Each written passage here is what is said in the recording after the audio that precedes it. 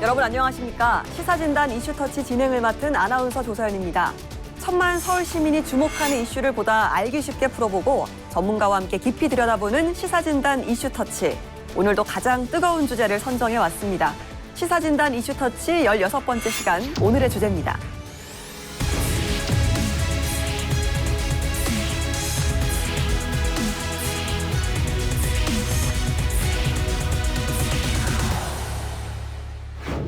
서울시장으로서는 네 번째 임기인 오세훈 서울시장, 민선 8기에 주어진 4년이란 임기 중 100일이 지났습니다. 민선 8기 출범 첫날 첫 일정으로 창신동 쪽방촌을 찾았던 오세훈 서울시장은 약자와의 동행을 최우선으로 다양한 정책과 사업을 진행 중인데요.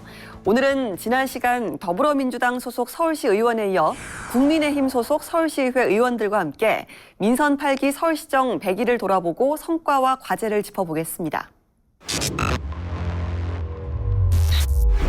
네, 이슈의 쟁점을 풀어보는 이슈 플러스입니다. 이제부터 민선 8기 서울시정의 성과와 과제에 대한 이야기를 나눠보겠습니다.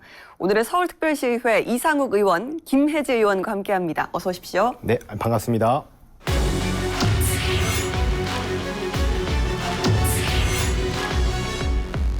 네, 민선 8기 서울시정 100일이 지났습니다. 민선 8기를 그려나갈 구체적인 계획들을 만들어가는 시간이라 볼 수 있을 텐데요. 민선 8기 서울시를 위한 기반을 잘 다져가고 있다고 생각하시는지 두 분 의견 들어보겠습니다. 먼저 이상욱 의원님. 이번에 지방선거 때 서울 시민들께서 우리 국민의힘에 힘을 실어주셔서 우리가 이번에 이제 압도적으로 당선이 됐고 서울시장님께서 그거에 힘입어서 지난 100일간 앞으로 펼칠 다양한 시정들을 저희들과 끊임없이 소통을 하면서 다양하게 실현을 시키기 위한 노력을 해왔고 그것들의 반영이 지금 되어가고 있습니다. 지금까지의 시정은 90점이라고 볼 수 있습니다. 네. 이유는 앞으로의 10점은 올해 이제 11월, 12월 달부터 있는 행정사무감사 그리고 또 예산심사 이런 것을 통해서 예산이 반영이 되고 내년부터 제대로 잘해서 100점이 되셨으면 좋겠다는 의미에서 90점을 드렸습니다. 90점이면 상당히 좀 후한 점수가 아닌가라는 생각이 드는데요. 김혜지 의원께서는 몇 점을 주실까요? 예, 저는 한 60점 드리겠습니다. 네. 좀 격차가 많이 벌어지는데요. 사실 재보궐선거 하시고 재선 100일 이것은 아직 점수로 매기기에는 시급하지 않나라는 생각이 듭니다. 일단 오 시장님이 2011년 사퇴 후에 10년 만에 서울시정에 복귀하셨습니다. 지난 1년은 시정을 전반적으로 재점검하는 시간이었다고 생각하고요. 나머지 40점은 앞으로 남은 임기 4년간 오세훈표 서울시민 맞춤 정책을 서울시의 특색에 맞게 잘 실현하면은 그 40점이 따라오지 않을까 싶습니다. 예, 저희가 사전에 여쭤봤을 때 50점이라고 하신 걸로 아는데 조금 10점 올려주셨네요. 네. 알겠습니다. 자, 이렇게 두 분 모두 나름 후한 점수를 좀 주셨습니다. 과거에 서울시정과 비교를 했을 때 민선 8기에서 느껴지는 가장 큰 차이점은 무엇이라고 생각하시는지 먼저 이상욱 의원께 여쭤보겠습니다. 지난 민선 7기죠. 이번에 8기고요. 7기에서의 박원순 전 시장님께서 하셨던 그런 다양한 시책들은요. 사실 어떻게 보면은 우리 서울 시민들의 혈세를 특정 단체 쪽에 몰아줬었던 내용들이 좀 많았습니다. 그래서 오세훈 시장님께서 발표했다시피 지난 박원순 시장님 10년 동안 1조 원에 가까운 세금이 그쪽으로 많이 갔었다. 그래서 시민단체 ATM기로 전락해버린 서울시가 아니었냐라는 내용이 있었습니다. 최근에 서울시에서 감사위원회에서 감사한 결과 우리 서울로 7017이라고 혹시 기억하시나요? 서울역 쪽으로 가는 그런 고가도로를 없애고 고가도로를 아예 그냥 차가 다니지 않고 우리 일반 시민들이 이용할 수 있게끔 만들어졌었는데요. 거기에 그 팀장급 임기제 공무원 A씨가요. 4개월간 서울로 7017 위탁 운영을 맡아서 그렇게 하는 B사의 대표직을 맡아가지고 겸직까지 하면서 공무원 퇴직 후에는 나중에 4개월간 월급까지 받았던 사실이 있었습니다. 이거는 굉장히 심각한, 어떻게 보면은 그 본인의 그런 직무를 제대로 이용해서 뇌물로까지도 번져 나갈 수 있는 그런 사건들이거든요. 그래서 이것들은 이제 그렇게 뇌물수수 혐의로 해서 경찰에 수사 의뢰까지 한 상태고요. 이런 것들이 지금 일례로 이런 게 하나가 나왔지만 더 다양한 것들이 있을 수 있다. 그런 것들을 찾는 게 우리 의회의 본분이다라고 생각하고 있고 민선 8기에서도 그런 것들을 찾아서 발본색원하려고 하고 있습니다. 그런 것들이 앞으로 7기와 민선 8기의 큰 차이점이 아닐까라고 생각하고 있습니다. 알겠습니다. 이번에는 김혜재 의원께서 생각하시는 차이점을 좀 들어보겠습니다. 우선 이념 지향적인 것보다는 실용적인 것에 초점을 맞췄다는 것이 차이점이라고 생각을 합니다. 우선 지역사랑 상품권, 제로페이 확대를 통해서 소상공인 매출을 좀 증대해주고 이러한 민생에 직결되는 정책은 전임시장 그 기조와 지속해서 유지를 하고 있고요. 또 코로나19, 격리 입원 치료비 같은 것들은 국비 1,162억 원에다가 서울시 예산을 2,948억 편성을 추가로 했습니다. 그래서 이러한 부분은 우리 서울 시민들이 코로나 때문에 힘들었는데 그 마음을 조금이나마 위로해 주시고자 하는 것 아닌가라는 생각을 하고 있습니다. 알겠습니다. 이념 지향보단 좀 실용 정책이다. 이런 부분을 좀 가장 큰 차이점을 좀 꼽아주셨습니다. 이번에는요, 민선 8기 서울시정 이런 점 참 잘했다. 긍정적인 점을 들어보겠습니다. 김혜재 의원님. 네. 첫 번째로 오 시장은 행정의 연속성을 강조하고 있는데요. 사실 TBS 등 일부 현안이 갈등 사안으로 대두는 되고 있지만 전임 시장 재임 시절에 기존 정책도 필요하면 계승하는 그런 실용 서울시정을 선보인 점을 저는 높게 평가합니다. 두 번째로 재선 이후에 의회에 제출한 서울시 첫 추경 예산이 52조 1,930억 원이었습니다.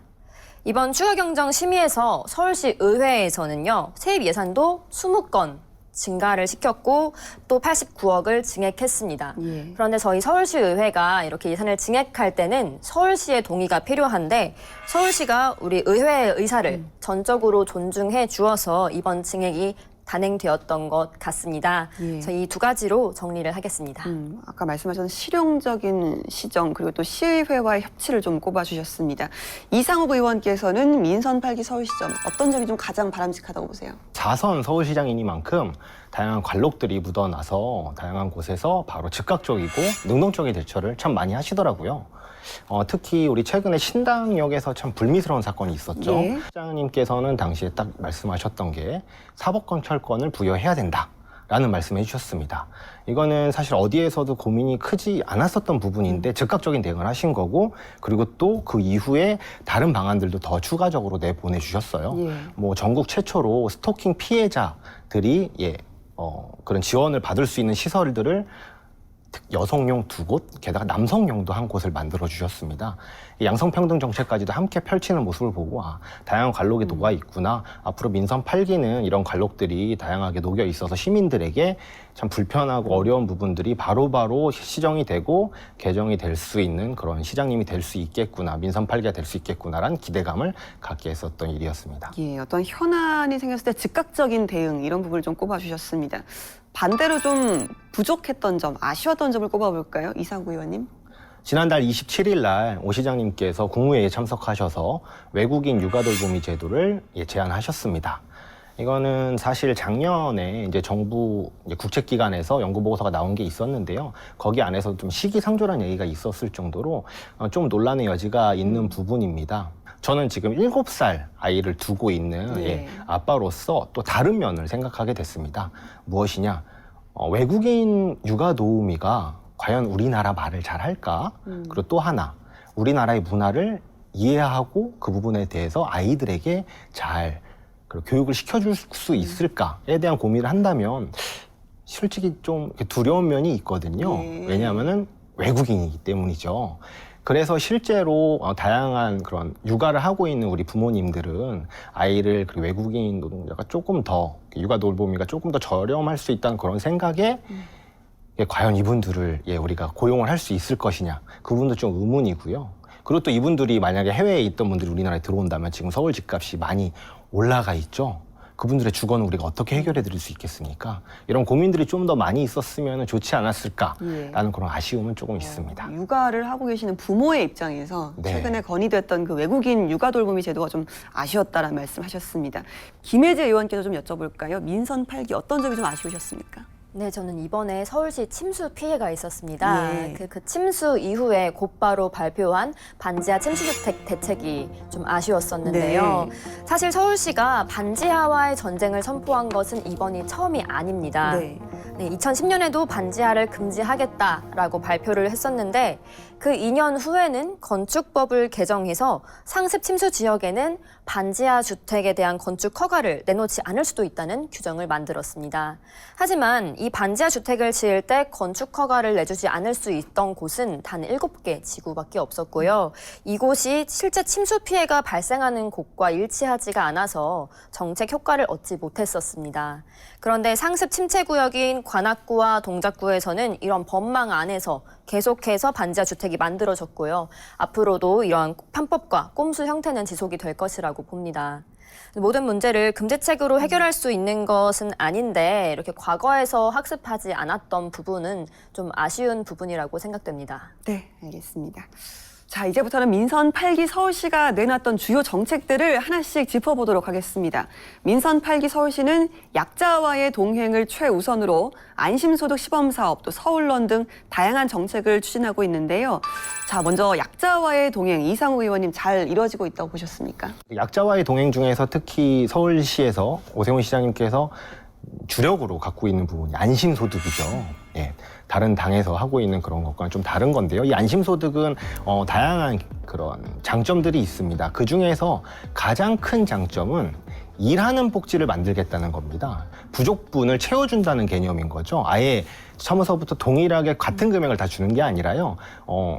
어느 정도 벌고 있으면은 현재 더 그 나머지 부분들을 더 채워준다는 개념이기 때문에 일하는 복지로 간다. 그리고 시혜성 복지가 아니라 앞으로 재개발판을 다시 만들어주는 복지의 개념으로 패러다임을 전환한 걸로 볼 수 있습니다. 지금 현재 임기가 시작하고 열흘 만에 이제 첫 안심소득 500가구에 대한 그런 집행을 시작을 했고요. 이제 3달째 되고 있는데요. 이런 것들이 가시적으로 이제 전체적으로 나오기 위해서는 앞으로 1, 2년의 정도의 시간은 걸려야지 실제로 이런 것들이 지역 경제 활성화나 또는 그런 재개 발판을 마련했다라는 결과로 도출되기까지는 시간이 좀 걸립니다. 그래서 약자와의 동행 정책은 꾸준히 집행해야 될 정책이고, 그러고 나서 이것을 더 확대를 할지 또는 이거에 대해서 다시 한번 고민을 해야 될지 그때는 조금 더 시간이 필요하다라고 말씀드릴 수 있겠습니다. 예, 시간이 좀 1, 2년 정도는 더 필요한, 지금은 좀 시범 단계이지만 어느 정도 성과가 좀 기대가 된다라는 말씀을 해보셨습니다. 김혜재 의원께서는 어떻게 해보셨어요?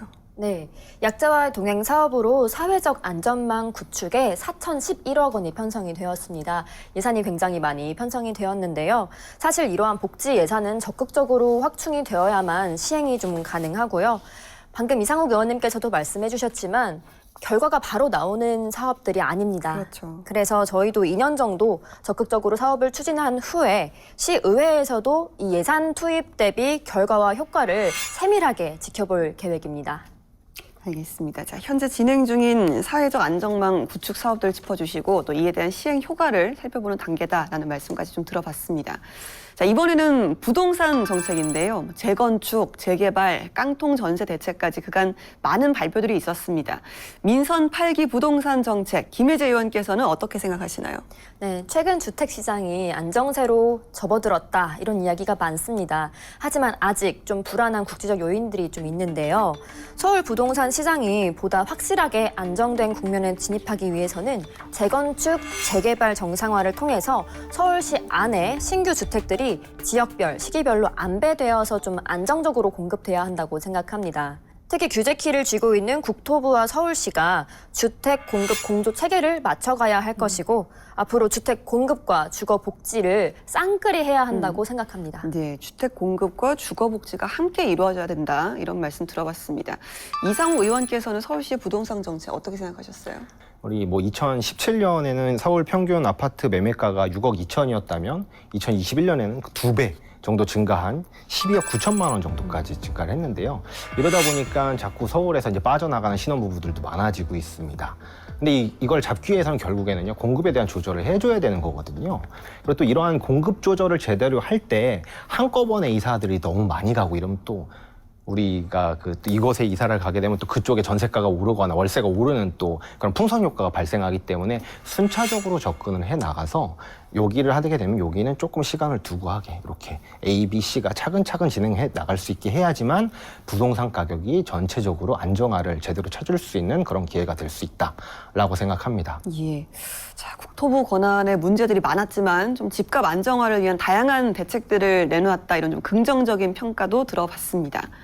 자, 서울시의 도시 기본 계획 중에 서울을 수변 감성 도시로 만들겠다. 디자인 서울 2.0 사업을 비롯해서 또 그레이트 선셋 한강 프로젝트까지 수변을 중심으로 하는 개발 사업이 진행 중인데요. 이런 수변 중심의 개발 사업 어떻게 평가하고 계시는지 먼저 김혜지 의원님. 네, 수변 감성 도시라는 프로젝트는 저희 한강 르네상스 있었죠. 그것의 시즌2라고 보시면 되는데요. 지천 르네상스라고도 불립니다. 서울 전역의 물길 332km를 지역 자원과 연계해서 시민생활 중심 수변 공간을 조성하겠다라는 것인데요. 하천 정비의 개념이 아니라 진정으로 시민의 생활 공간으로 탈바꿈하겠다는 겁니다. 사실 시민들 입장에서는 좋아할 수밖에 없습니다. 수변 중심의 개발 사업은 추진은 좋으나 두 가지가 좀 전제가 되어야 할 것 같습니다. 예. 첫 번째는 공공재의 사유화 방지. 수변이란 시민 모두가 누려야 할 공공재를 특정 업자가 독자적으로 독점 사업장으로 사유화할 수 없도록 해야 할 것이고요. 두 번째로는 하천 구역 내 시설 설치 같은 경우는 규제가 좀 많기 때문에 불가능한 부분, 이런 부분을 좀 잘 면밀히 살피고 너무 추진에만 목표를 두지 말고 관계 법령과 함께 해서 좀 현실화할 수 있는 유연하게 사업을 추진할 수 있도록 해야겠습니다. 예, 취지 자체는 공감을 하지만 어느 정도 세심한 추진이 뒷받침돼야 된다 이런 말씀이었습니다. 자, 한강 수변 중심 개발 이상욱 의원님의 의견 어떻습니까? 네. 우리가 또 한강 르네상스는 과거에 우리 시민들을 이용을 하기 위한 인프라 위주의 산업이었다고 본다면요. 지금 이야기하고 있는 그레이트 선셋 한강 프로젝트는 거기에다가 플러스해서 외국인 관광객까지 유치하겠다는 그 인프라를 더 다양하게 해서 외국인 관광객들을 유치를 하고 그걸 통해서 우리 서울시의 경제 활성화까지 이루게 하겠다는 그런 목적을 가지고 있습니다.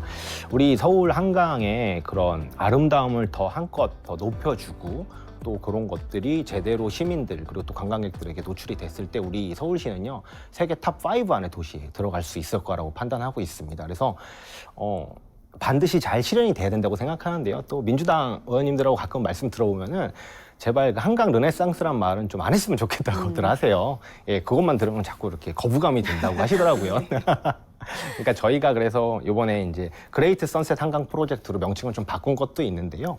예, 그 명칭을 바꿨다는 게 결국에는 기능은 그대로인데 명칭만 바꾼 게 아니라 과거의 인프라 위주였다면은 지금은 관광 명소로 제대로 활용하자고 하는 그런 의지를 담은 거니까요. 예, 많은 분들께서 관심 가지시고 우리 서울 한강이 제대로 여러분들께 다시 한번 선물로 선사될 수 있도록 많은 분들께서 적극 동참해 주시면 좋을 것 같습니다. 알겠습니다. 자, 다음은 폭우 피해 관련 대책입니다. 올 8월 집중호우가 인명피해로 이어지면서 서울시가 재발 방지 대책을 내놨습니다. 대심도 터널 확충, 반지하 대책 등 폭우 피해 관련 대책들 이상우 의원께서는 어떻게 평가를 하십니까? 대심도는 우리 도심에 깊숙한 곳에 터널을 만들어서 그 터널이 물길을 만들어서 우리 비가 많이 내렸을 때 그 물길로 따라서 하천으로 흐르게 한다는 그런 대심도 터널입니다. 어디 특정한 지역을 염두에 두고 만든 명칭이 아니고요. 예. 그렇기 때문에 이 대심도 터널에 대해서는 긍정적으로 생각할 수 있다. 하지만 아쉬운 점이 있습니다. 이번에 이제 1조 원을 넘게 해서 대심도 터널을 짓는데 30년 빈도 95mm에서 50년 빈도 100mm로 늘리고 강남역 일대는 더 늘려서 110mm까지도 하게 하겠다라는 거였어요. 근데 최근에 우리 동작구에서는 140mm까지 내렸었죠. 부족한 게 아니냐라는 지적을 좀 했었습니다. 근데 그 부족한 게 아니냐라는 지적을 했을 때 당시의 답변은 이 비는 150년 빈도로 내렸다는 걸로 말씀하시더라고요. 예. 우리가 예산을 더 들여서 그런 빈도까지도 예측 가능하게끔 하는 게 좋지 않겠냐라고 했더니 결국에는 이 대심도 터널을 만들어도 다양한 여건들, 뭐 빗물바지 그런 시설이나 이런 것들이 다양하게 더 많아져야지만 모든 게 다 가능해지는 거지. 이것만 가지고는 당연히 부족할 수밖에 없다. 그래서 서울시에서 내놓은 대책이 그 소상공인들 가게 앞에 차수막 비가 들어오지 않게 이렇게 설치해 주는 거 있죠. 그런 것들도 뭐 100만 원씩 지원을 해 주신다고 이번에 발표를 하셨더라고요. 그런 걸 통해서 앞으로 서울시가 비가 많이 내렸을 때 수해 피해가 가급적 적게 하기 위한 다양한 방법들을 구상하고 있고 그리고 또 우리 서울시의 백년지대계죠. 예, 수해 피해가 다시 나지 않도록 하기 위해서 지금 많은 곳에서 노력을 하고 있다는 점을 시민들께서 잘 알아주셨으면 좋겠고 이번에 대심도 터널 관련된 예산이 좀 많기는 하지만 그리고 더 많더라도 우리 수해 예방을 위해서는 또 우리 수재민들의 아픔들 우리가 같이 함께 하기 위해서는 뭐 다양하게 시책들을 더 많이 적용시켜 나가야 되지 않을까라고 생각합니다. 알겠습니다. 김혜재 의원께서는 아까 아쉬운 점으로 그 반지하 침수 피해 얘기를 또 꼽기도 하셨는데 네. 이번 대책 어떻게 평가하셨어요? 사실 주거 상향 지원 사업이 좀 신청주의에 지금까지는 그쳤었는데 앞으로는 서울시가 내가 먼저 발벗고 나서서 복지를 해주겠다라는 부분에 있어서 긍정적으로 보았습니다. 예. 다만 이런 반지하 주택을 전면 금지하게 되면은 뭐 20년에 걸친 순차 추진이라 하더라도 주택 가격이나 전셋값이 좀 급등할 거라는 것은 불가피할 것 같고요.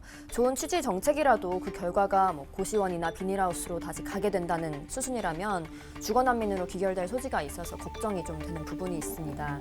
게다가 서울시 단독 판단으로 이 주택 유형인 반지하 가구를 없앤다, 이 전면 금지하는 것도 가능한지 의문이 듭니다. 그래서 오히려 저는 차수판이나 개폐식 반범창 같은 침수 방지 시설을 선제적으로 반지하 주택 거주자에게 이렇게 설치를 해주는 것이 어떤가 하는 생각이 듭니다. 알겠습니다. 자, 이렇게 좀 두 의원께 민선 8기 100일 서울시가 내놨던 주요 정책들에 대한 의견을 들어봤는데요. 마지막으로 그간 민선 8기에 대한 총평 또 앞으로 나아가야 될 방향에 대해서 여쭤보겠습니다. 먼저 이상구 의원님. 우리 과거에 지난 민선 7기 그 이전에 있었던 시정이 전체적으로 좀 소통이 부족하지 않았었나, 좀 보여주기식이 좀 많지 않았었나 싶어요. 그래서 소통의 창구가 좀 더 다양했으면 좋겠다. 시장님께서 반드시 차려진 곳에 가서 행사만 하시는 게 아니라 좀 이렇게 다양하게 시민들과 자주 접촉하시면 좋겠다라는 생각을 좀 했습니다. 그런 것들이 좀 반영이 된다면 우리 시정이 더욱더 넓어지고 풍부해지지 않을까라고 생각합니다. 예, 남은 민선 8기는 시민들과의 소통에 좀 집중을 해야 된다라는 말씀 해주셨습니다. 자, 김혜재 의원께 생각하시는 서울시정 총평 그리고 또 앞으로 서울시정의 방향에 대해서 들어보도록 하겠습니다. 이제 오롯이 서울을 위해 분골쇄신할 수 있는 서울시정의 구도가 완성됐다고 생각합니다. 다만 지금 서울시 상황이 녹록지는 않습니다. 물가는 무섭게 오르고 있고 금리와 환율 역시 치솟고 있습니다. 이러한 상황에 보수냐 진보냐 이러한 진영 논리보다는 민생 안정이라는 확고한 이정표를 가지고 나아가야 하지 않을까 싶습니다. 시민들이 간절히 원하는 물가와 부동산 안정에 대해서 서울시와 서울시의회가 협력하여 좋은 정책을 만들어 갈 수 있도록 저 또한 교두보 역할을 충실히 하겠습니다. 예, 고물가, 고금리, 고환율 시대 민생 안정을 가장 큰 과제로 민선 8기를 운영해 나가야 된다 이런 말씀해 주셨습니다. 자, 지금까지 민선 8기 서울시정 100일의 성과와 또 과제에 대해서 이야기해봤습니다. 서울특별시의회 이상욱 의원, 김혜지 의원과 함께했습니다. 두 분 고맙습니다. 예, 감사합니다. 네, 민선 8기 서울시정의 밑그림을 그린 100일, 동행 매력 특별시 서울을 실현하겠다는 오세훈 시장. 다양한 정책들과 사업 계획이 발표됐지만 앞으로의 실현이 더 중요하겠죠. 상생과 공존의 서울을 만들겠다는 다짐 그대로 약자와의 진정한 동행을 실현하고 시민과의 약속을 지키는 민선 8기 서울시를 기대하겠습니다. 시사진단 이슈터치 오늘 준비한 순서는 여기까지입니다. 다음 시간에도 많은 시청 바랍니다. 함께해 주신 여러분 고맙습니다.